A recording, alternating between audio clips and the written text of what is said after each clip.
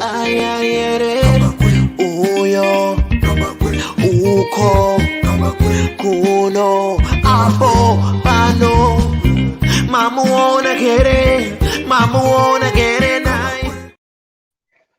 Right, 10 November 2021, and today I want to go into a very, very interesting topic. In fact, the person I'm going to be talking about here today, Savior Kasukuwere, has been in the politics of Zimbabwe for a very, very long time, from the time when he was very, very young. And he continues to play a part in the politics of Zimbabwe, even though he's not in Zimbabwe. And specifically, he is being accused of being the brains behind the Saibeth Musengezi court case, which is currently before the courts, where Musengezi is challenging the ascendancy of President Mnangagwa into office. And this case has got significant political and legal implications because, as I said to you, it shows that something is underway in Zanu-PF. Someone is trying something in Zanu-PF and they're just flexing their muscles. So Savior Kasukuwere this week, he did something very strange, very unexpected. He put out a poster apologizing for violence. So I want to show you the poster that he put out this week. He apologized in public. And what he said, so let me wait for this to show on my screen. What he said was, mistakes, so it's a public apology. Mistakes made in the past are deeply regrettable. As responsible Zimbabwean stewards, we are turning a page. So political violence belongs in the past and should never be part of our political culture ever again. So what you are looking at right now is on gambaku.com.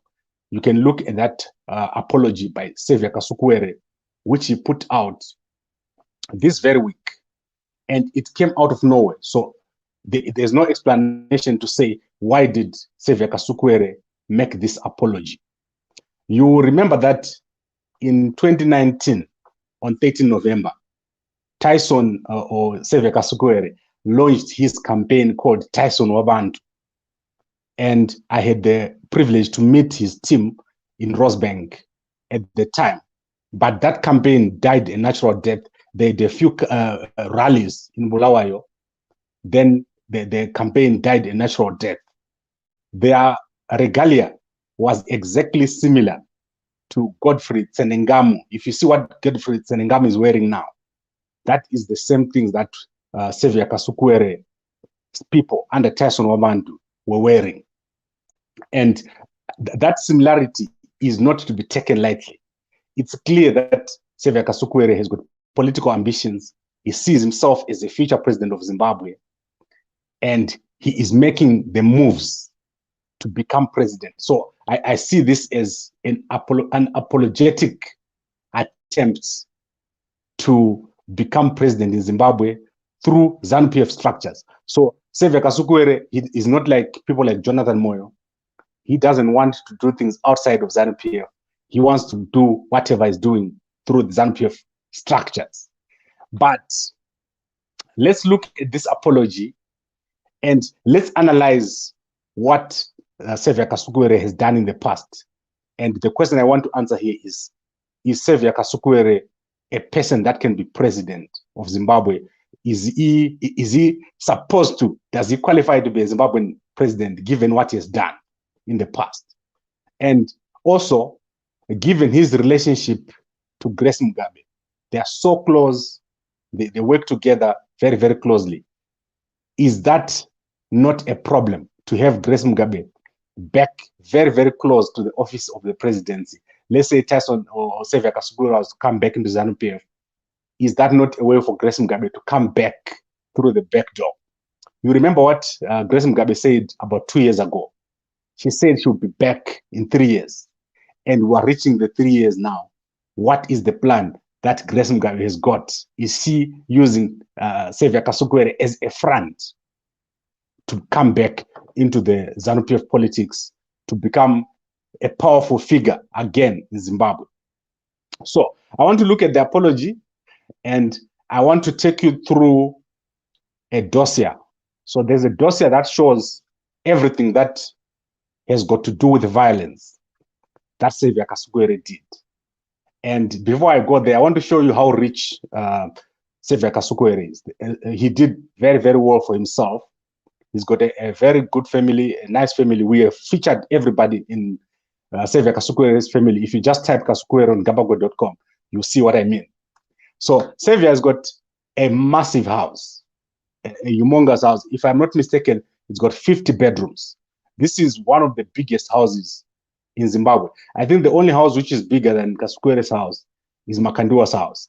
So if you look at this house, obviously Savior wants to go back here. He wants to go back and live at his house. And that is probably one of the driving factors for what Casukuere is doing now. He also has over 10 farms in Zimbabwe.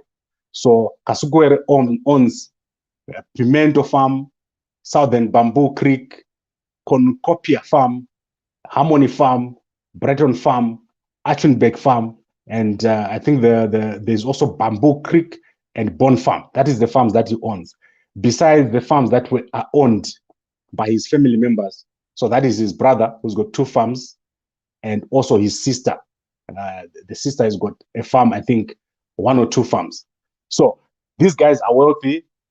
They did very, very well in Zimbabwe. Casukuere was Minister of Indigenization, Youth and Indigenization, and he used some of the people that worked in his ministry for very, very gruesome crimes that he committed when he was in that ministry, and also when he was a candidate for Mount Darwin. So there's a whole dossier that showed that at least 11 people were killed because of Casukuere's activities. So when Casukuere was personally in charge of these people, the people in the youth ministry, between 2000 and 2008, at least 11 MDC supporters, leaders, and people that are in the opposition were killed. However, I want to give a disclaimer here. You remember in 2019, we talked to Dewa Mavinga, I think he's the director of Human Rights Watch. And Dewa Mavinga seemed to clear Casukuere off an incident or at Chaona. So I'm going to put all these incidents on gambako.com. You're going to see all the incidents that I'm talking about. And as I said, 11 people, at least 11 people were directly killed under the command of Savior Kasukuwere, who is, or who was, one of the top intelligence operatives in Zimbabwe. Casukuwere is called Tyson for a reason. He is a fighter. So he's not a guy you mess around with.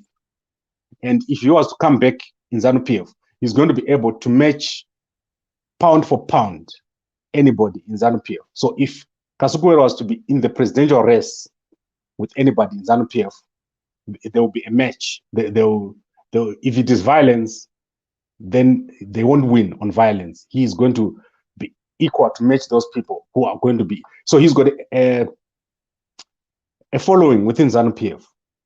So I think he's what we can call a kingpin within Zanu-PF. That's why you see even people like Jonathan Moyo are reluctant to be very close to Casukuwere, because his methods are of muscle. They're not methods of brain. He uses a lot of muscle. He uses a lot of intelligence. He does things a lot of things underground. Let me give you an example. When Casukuwere launched the Tyson Wabantu campaign, he was at Rosebank. So his team called me to come and see them. We were supposed to have an interview with the team. And during that very time, Casukuwere was less than 20 meters away from where we were.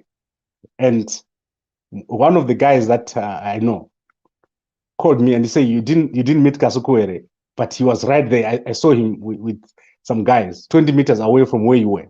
So he's an intelligence what can I say, an intelligence expert, because he's obviously trained, and he does things that you do not expect, and he probably does more than what he did that day. What he showed me, myself, from my personal experience. He's not someone that you can just take for granted. He probably loves to get information more than journalists love to get information. And that those are dangerous people. People who love information. I've seen that the intelligence guys, everywhere where they are gathering information, they're gathering intelligence, and you never know what they want to do with that intelligence. So that is the kind of person that Casukuwere is. And as I said, his presidential ambitions are declared. He's going to try to move into the presidency within the 2023 elections. And I do not know how he's going to do it given the current environment. Anyway, let's go to the incidents of violence. So as I said, between 2000 and 2008, over 11 people were killed. And we've got a dossier which I put on gambako.com. On the 5th of May, 2008, Casukuwere's lorries carried 300 people who went to Chaona. This is the incident that Dewama Vinga has cleared Casukuwere. You can go to gambako.com. You'll see the conversation, the old conversation I had with Dewama Vinga in 2019. He said Casukuwere was not involved in this incident. Upon arrival at Chaona, 6 people were killed. And these people were Tapiwa Meda, Alex Chiriseri, Joseph Madzura Mende, David Tachiwa Mapuranga, Patson Madzura Mende. So these are 2 brothers, and Joseph Jemeze. These were killed. These 6 people were killed. And the people who killed them were wearing Casukuwere's campaign shirts. And they were under the command of Major Cairo Mandu. So this is what I mean when I say Casukuwere is not someone that you can like intimidate. He's someone who can organize something like this.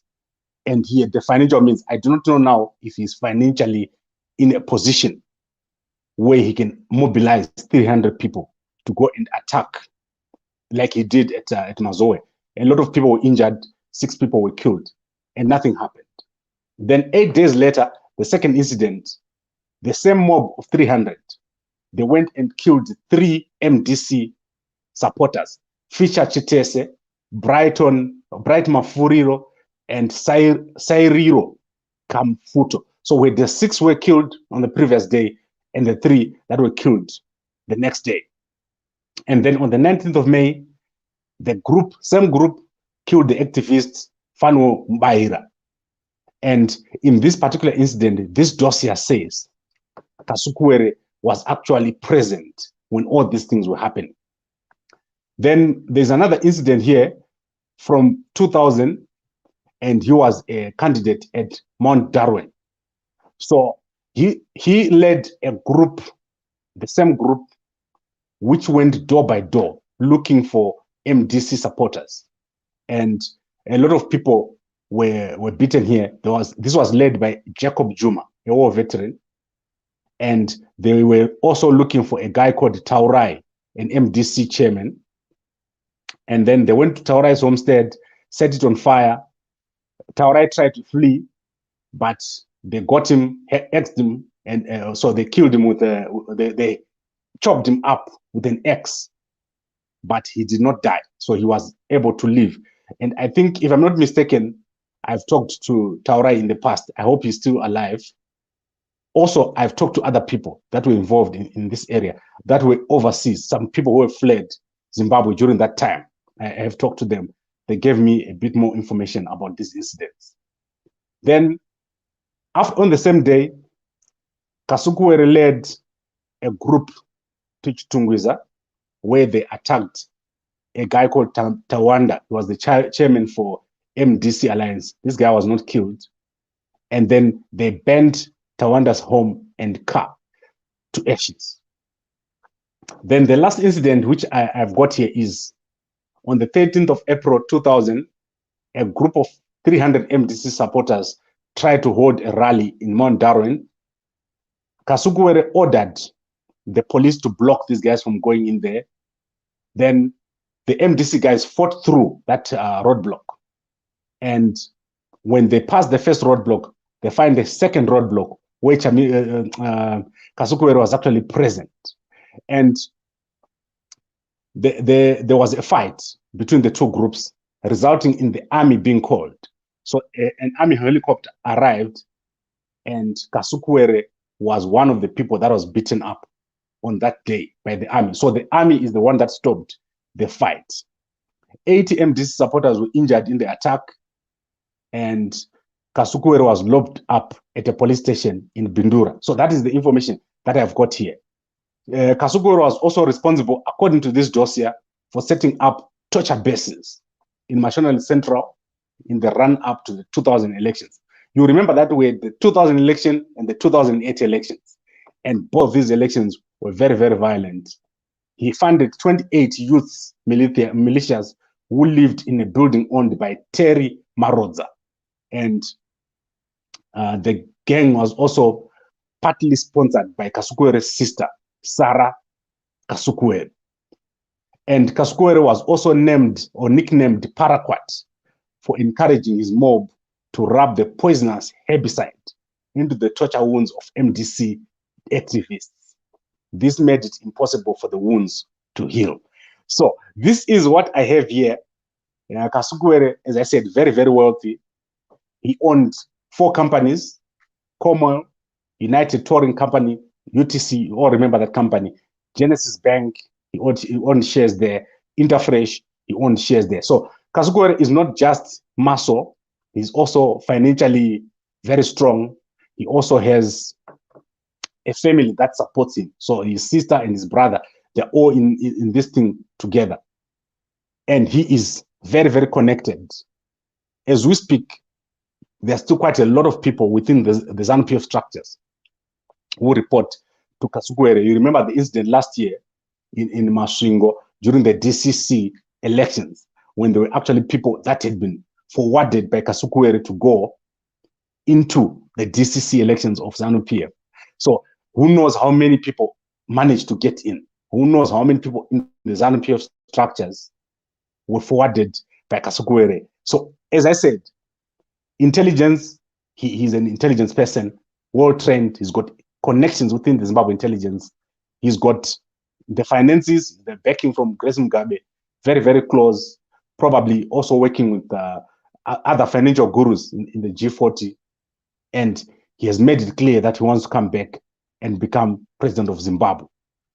Now, we're talking about the apology by Casukuwere this week. What was it about? Why is he apologizing?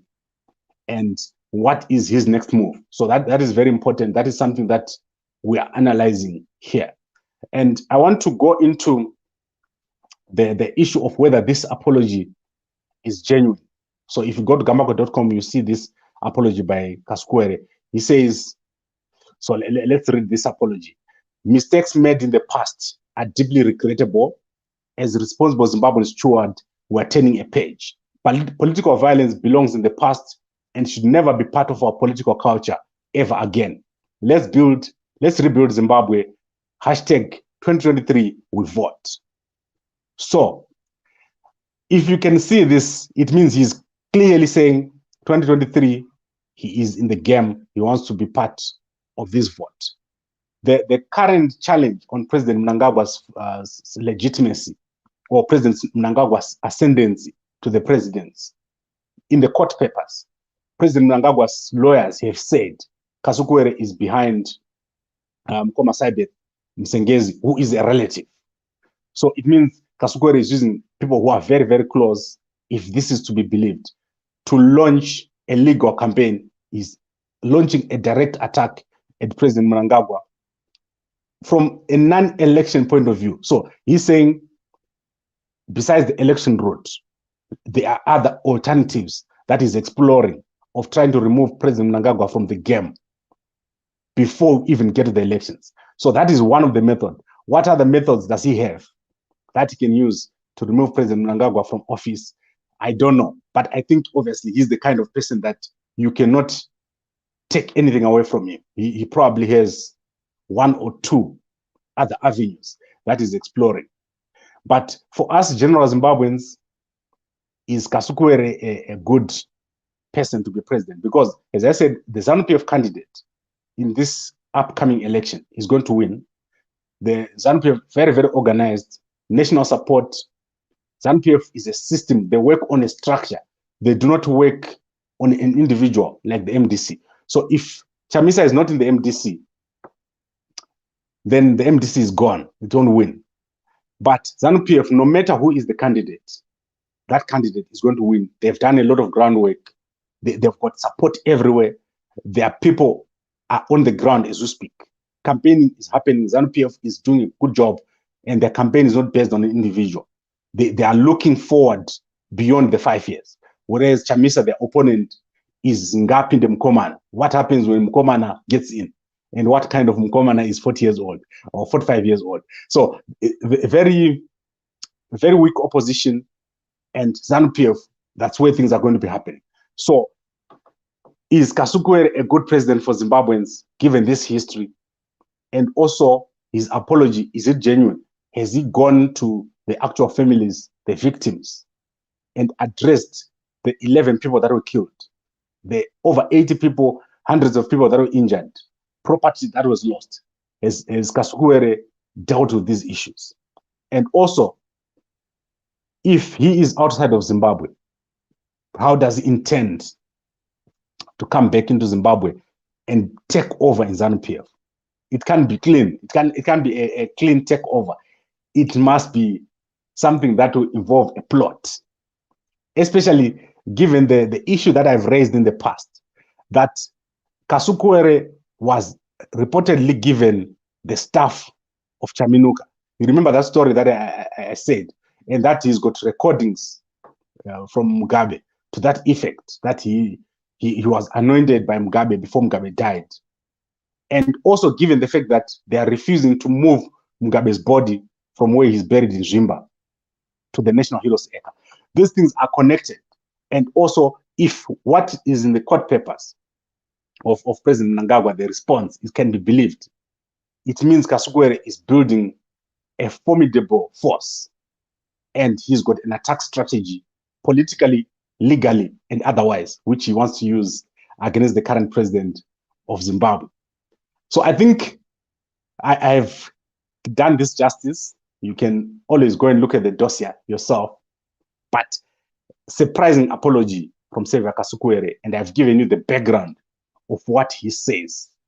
Violence is in the past, but is really violence in the past, given what he's done and what is his next move. Right, I think let's wrap this up, and let me go through the comments. And I want to look at some good comments here.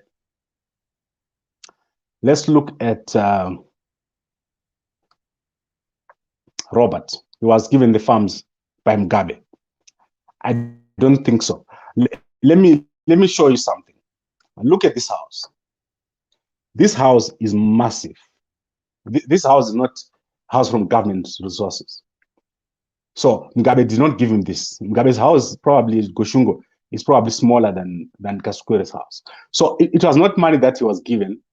He didn't get the farms so that he can make money. Casukuwere made money outside of farming. His money was in oil. He was in oil and gas. That's where he made his money. Casukuwere was in banking. He was in intelligence. So the things that Casukuwere did, you wouldn't be surprised if he got his money from other areas, other places. So look at someone like, let me give you an example of Chiangwa currently. You can't say Chiangwa made his money from farms only. He's got other things that he was doing. So these guys are entrepreneurs. They know how to make money. So that is not where he made his money. And the thing about Casukuwere is that he loves power, and he's not hiding it. He's not like the other guys who say, if people nominate me, he is making maneuvers by himself. He can grab power. He's the kind of person that can grab power. He's not weak. And he goes underground to do his things. So when you are dealing with him, he's an enemy that can approach you from many different directions, and you don't know where he's approaching from. That is the problem with a person like Savior. He is a very, very dangerous guy because he knows a lot of things and a lot of people. So those kind of guys, they've studied the art of war. They know how to fight. That is the difference between Casukuwere and the rest of the guys that are in the contest. He's got the brains. Then let's go to unit here. Casukuwere was one CIO. He would not be a good candidate for president. We need a civilian president for Zimbabwe to progress. I don't know about a civilian president. I think civilian presidents, they tend to be unstrategic and weak. What we need in Zimbabwe is a strong government that can set policy. And at the moment, the problem that we have is people do what they like. In Zimbabwe, anyone is just doing what they like, and they break the rules. They don't care what the government says. We need a guy who's going to bring order in the environment.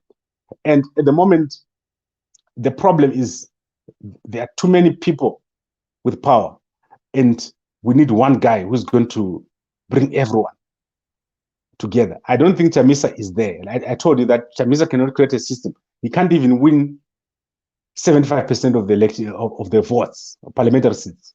And when Chamisa wins elections, where he wins, things fall apart.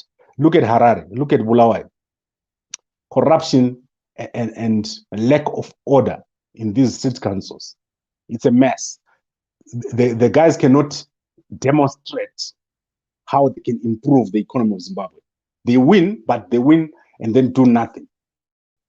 So I expected Harare to do well, but at the moment, Harare is not doing well. They're giving excuses all the time.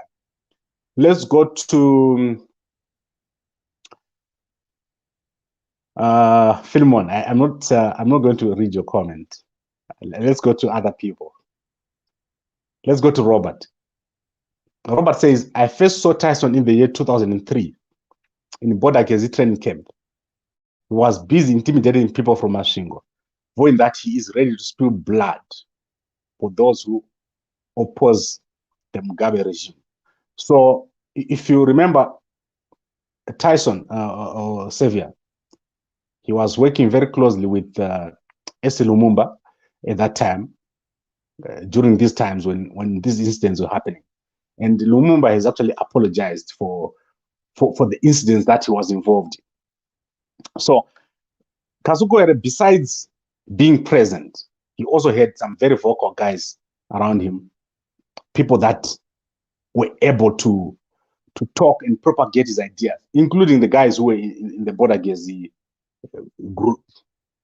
But remember what I said, Zanu-PF, they can create a system, a perpetual system, that if you want to remove the Zanu-PF system, you have to be within the system.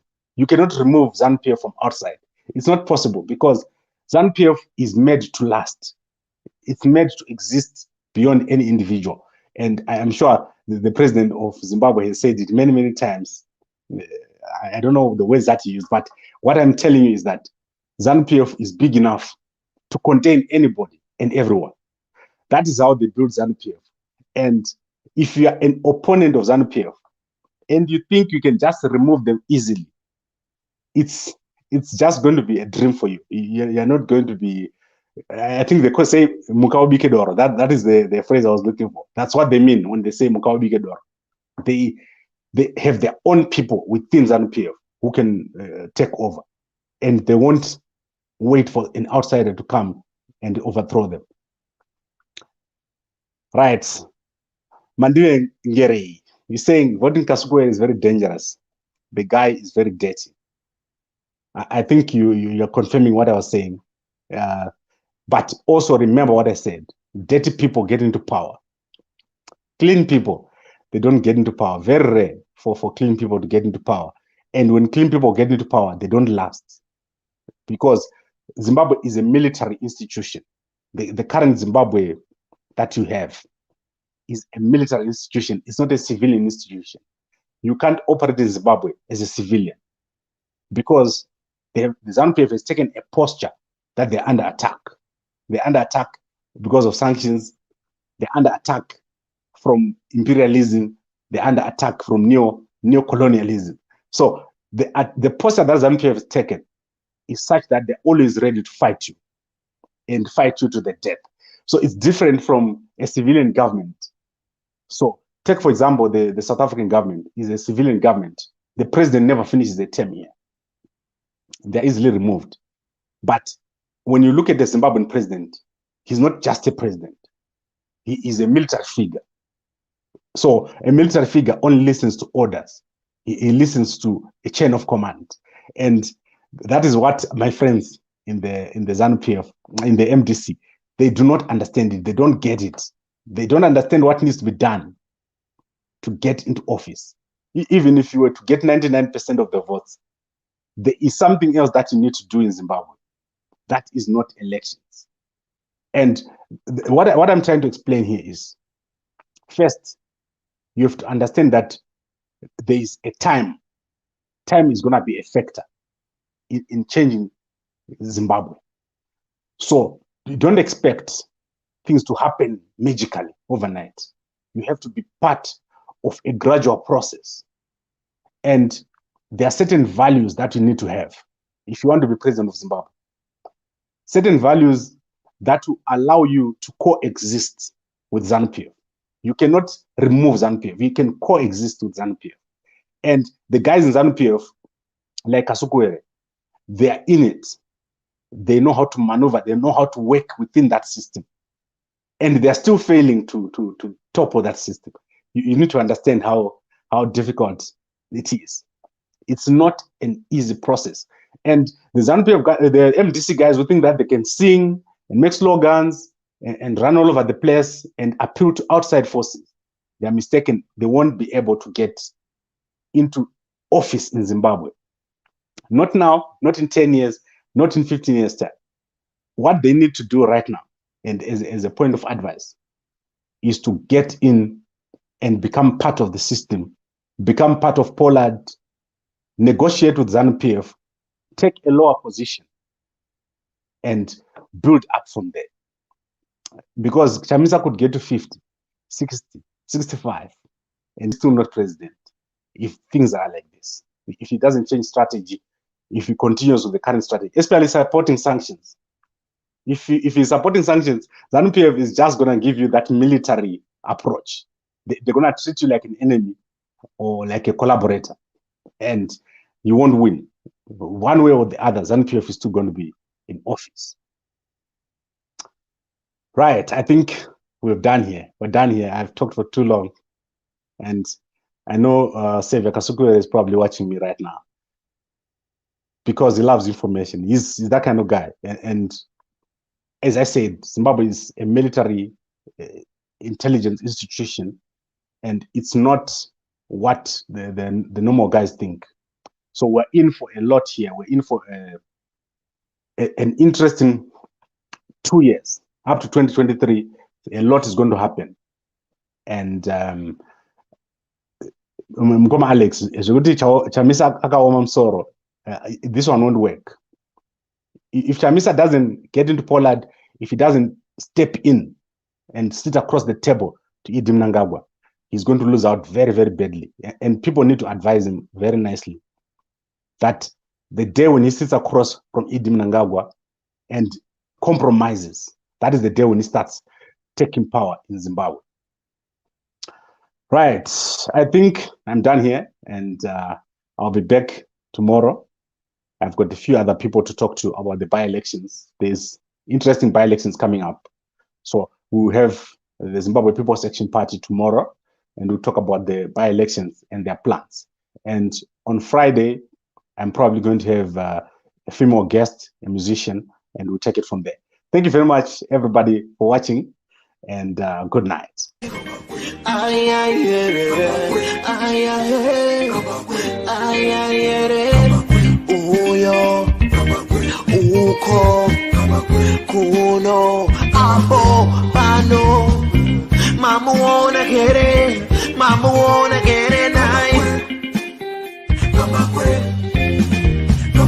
Anokura meso, anokura nzebe, anokaya marigi.